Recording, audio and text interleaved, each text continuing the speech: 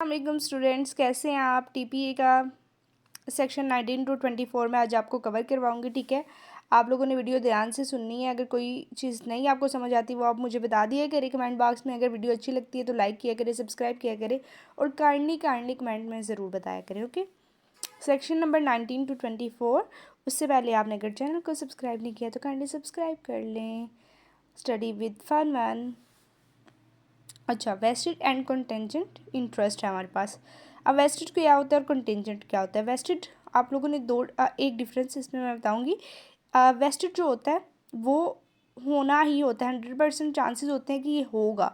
लेकिन कंटेंजेंट में हमारे पास क्या होता है, कंडीशन होती है कि हो भी सकता है और नहीं भी हो सकता, which may or may not happen. Okay, अच्छा, वेस्टेड अब सेक्शन नंबर 19 में जो डिस्कस किया हुआ है वो ये है, trust created in favour of a person without specifying time and term which is to take affect on the happening of a certain event. आप लोगों को जैसे समझाती हूँ कि देखिए, इसमें कोई ना हमारे पास स्पेसिफिक टाइम या फिर टर्म मेंशन नहीं की होती, यानी डेट वगैरह नहीं फिक्स बताई होती, लेकिन ये होना होता है।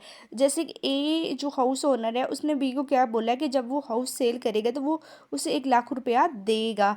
अब उसने कब हाउस सेल करना है वो नहीं बताया, उसने डेट नहीं मेंशन की है यहाँ पे, लेकिन ये होना है, हाउस सेल होना ही होना है। इसमें चांसेस 100% हैं। तो जब वो हाउस सेल होगा तो 1 लाख इसे मिल जाएगा। ठीक है, तो ये हमारे पास क्या है, ये हमारे पास वेस्टेड इंटरेस्ट होता है। Do not affect the vested interest कहते हैं कौन सी चीज़ें जो वेस्टेड इंटरेस्ट को अफेक्ट नहीं करती है। Prior interest in someone else favour. ये देखिए ना स्टूडेंट्स, अब ये ए है और ये हमारे पास बी है और ये सी है। अब ये क्या है, ये ए ने बी को दे दिया, सी है ना, फॉर एग्जांपल हमारे पास सी के पास वेस्टेड इंटरेस्ट आना है कि 10 साल बाद, अगर 20 साल बाद जो है ना वो सी को मिलना है। अब देखिए ए ने ये बी को ट्रांसफ़र कर दिया तो ये नहीं होगा, 10 साल बाद वो सी के पास ही जाएगा, ये नहीं होगा कि ये बी के पास ही रहेगा। तो इस तरह नहीं होता। ठीक है, तो वो वेस्टेड इंटरेस्ट पे कोई भी फ़र्क नहीं पड़ेगा। ठीक है, ए बी को ट्रांसफ़र करे, जिसको मर्ज़ी करे, वेस्टेड इंटरेस्ट जो होगा वो इसके पास ही रहेगा। अच्छा, आगे postponement of right to enjoyment and accumulation of income until the time of enjoyment arrives. कहता है वो पोस्टपोन तो कर सकते हैं राइट ऑफ एंजॉयमेंट, यानी ए जो है वो बी को दे सकता है राइट ऑफ एंजॉयमेंट कि आप लोग राइट ऑफ एंजॉयमेंट करो, लेकिन वेस्टेड इंटरेस्ट जो होगा वो सी के पास ही रहेगा। ओके, कंडीशनल आगे लिमिटेशंस होती हैं इसमें, कुछ condition of transfer of interest to some other person in case of particular event happen. अच्छा, इसमें क्या कहते हैं, कंडीशनल लिमिटेशन क्या होती है, जैसे ए या बी है, इसने क्या बोला है कि जब हाउस सेल होगा तो वो 1 लाख रुपया देगा, ये इसमें कंडीशन है। ठीक है, इस कंडीशन पे अगर हाउस सेल नहीं हो, अगर हाउस जब तक नहीं सेल होगा वो तब तक नहीं मिलेगा। हाउस सेल होता है जैसे कि जो कि होना ही होना है, 100% चांसेस है, इसमें चांसेस 100% होते हैं वेस्टेड में। ठीक है, ये आप लोगों ने याद रखना है कि होना ही होता है, 1 लाख रुपीज़ उसे मिल जाएंगे। अब सेक्शन नंबर 20 ये कहते हैं व्हेन अनबोर्न पर्सन, जो एक पर्सन है अनबोर्न है, एक चाइल्ड है, वो भी पैदा नहीं हुआ, तो स्टूडेंट्स उसको जो वेस्टेड इंटरेस्ट है वो क्या अक्वायर होगा, वो क्या ट्रांसफ़र होगा उसमें, तो उसकी हम लोग सेक्शन नंबर 20 जो है वो हमारा उसके बारे में बताता है। तो मैं आप लोगों को बता देती हूँ, ये क्लियर करती हूँ चीज़। ये देखिए, जब तक वो अनबॉर्न होगा वो कंटेंजेंट कहलाएगा। ठीक है, अनबॉर्न, अब हमें नहीं पता कि बच्चे ने पैदा होना ही होना है, बाज़ दफ़ा होता है ना बच्चे पैदा होने से पहले डेथ हो जाती है उनकी, तो वो उस सूरत में वो कंटेंजेंट होगा, और जब बच्चा पैदा हो जाएगा तो वो वेस्टेड में कन्वर्ट हो जाएगा। समझ आ गई मेरी बात। आगे कंटेंजेंट इंटरेस्ट के बारे में मैंने आपको बताया, ये हो भी सकता है और नहीं भी हो सकता। ये देखें, ए है, बी है और ये सी है। अच्छा, अब ए की जो प्रॉपर्टी है, ए ने क्या किया, बी के नाम कर दिए, और इसने बोला है कि जब बी मर जाएगा, ए ने बोला जब बी मर जाएगा तो वो सी को ट्रांसफ़र हो जाएगी। ठीक है, अगर बी 5 साल के अंदर मर जाता है, ठीक है, उसने ये कंडीशन रख दी 5 साल के अंदर मर जाता है, तो अब वो 5 साल के अंदर मर भी सकता है और नहीं भी मर सकता। ठीक है, तो ये कंटेंजेंट इंटरेस्ट होगा। अगर वो 5 साल से पहले पहले मर गया तो वो सी को ट्रांसफ़र हो जाएगी और सी जो होगा वो वेस्टेड इंटरेस्ट कहलाएगा। अभी एक और एग्जांपल दे देती हूँ आपको ताकि बेटर तरीके से समझ आए। ये ए है हमारे पास, ये बी है और ये हमारे पास सी है।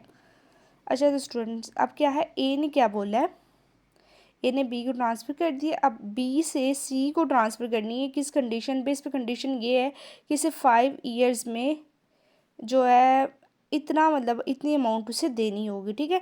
इतनी अमाउंट ये देगा तो ये हमारे पास जो इंटरेस्ट है, या फिर 5 ईयर में फॉर एग्जांपल ये कंडीशन है कि इसे ग्रेजुएशन करनी होगी, ओके। 5 ईयर में इसे अपनी ग्रेजुएशन करनी होगी या फिर अपनी प्रमोशन करवानी होगी, ये कोई भी कंडीशन रख सकते हैं। तो फिर वो जो बी की प्रॉपर्टी वो इसके नाम हो जाएगी, अदरवाइज़ वो बी के पास ही रहेगी। तो वो ये अब हो भी सकता है और नहीं भी हो सकता, कंडीशनल है ना। अगर सेक्शन नंबर 22 है, transfer to member of a class who attain a particular age. कहते हैं कि अगर एजिस की बुनियाद पे देना हो, जैसे ए को, बी को, सी को, डी को, के 18 ईयर्स जो है जब होंगे तो तब उनके पास ट्रांसफ़र कर दी जाएगी। अब ये देखिए ए जो है वो 18 ईयर्स का हो गया, 2 माह पहले उसको ट्रांसफ़र कर दी। अब बी मर गया, डी भी मर गया, सी हो गया तो उसको भी ट्रांसफ़र कर दी। तो ये दोनों वेस्टेड हो जाएंगे और ये दोनों कंटेंजेंट ही रहेंगे, यानी अगेन नहीं हुआ। आगे सेक्शन नंबर 23 हमारे पास transfer contingent on happening of specific uncertain event, ठीक है। अनसर्टेन इवेंट हमारे पास क्या है कि 5 ईयर पर ईयर इंटरेस्ट जो है हमारे पास ए ने बी को ट्रांसफ़र कर दिया और बी ने सी को ट्रांसफ़र कर दिया contingent on happening of specified uncertain event. कि स्पेसिफाइड इवेंट जो है जैसे 5 साल में तुमने अपनी ग्रेजुएशन कंप्लीट करनी है तो ये कंडीशन रख दी। अब ये कंडीशन अगर फुलफ़िल होगी तो वो सी को ट्रांसफ़र होगी, अगर नहीं होगी तो वो नहीं होगी। इस पर यही जो मैंने ऊपर एग्जांपल आपको दिया। अगर section number 24 transfer to such of certain person surviving at some period not specified. कहते हैं transfer to such of certain person surviving at some period not specified. ये देखें अब ए और ये बी है, अब ये देखिए और ये सी है। अब ए ने बी को ट्रांसफ़र कर दिया कि बी ने सी को ट्रांसफ़र करनी। अब सी क्या है? सी की डेथ हो गई है, ठीक है। अब सी की डेथ होगी और इसने डी को भी ट्रांसफ़र करनी है और डी अभी ज़िंदा है तो वो क्या करेगा? इसको ट्रांसफ़र कर देगा डी को। अगर दोनों ज़िंदा हो गए तो उनको हाफ हाफ चली जाएगी। अगर बी सी की डेथ होगी और डी को वो फिर सारी प्रॉपर्टी ट्रांसफ़र करा देगा। तो ये इसमें सेक्शन नंबर 24 में ये डिस्कस किया हुआ है। आई होप कि आप लोगों को लेक्चर अच्छा लगा होगा और पसंद आया होगा और आप लोगों को समझ भी आ गई होगी। Thank you very much.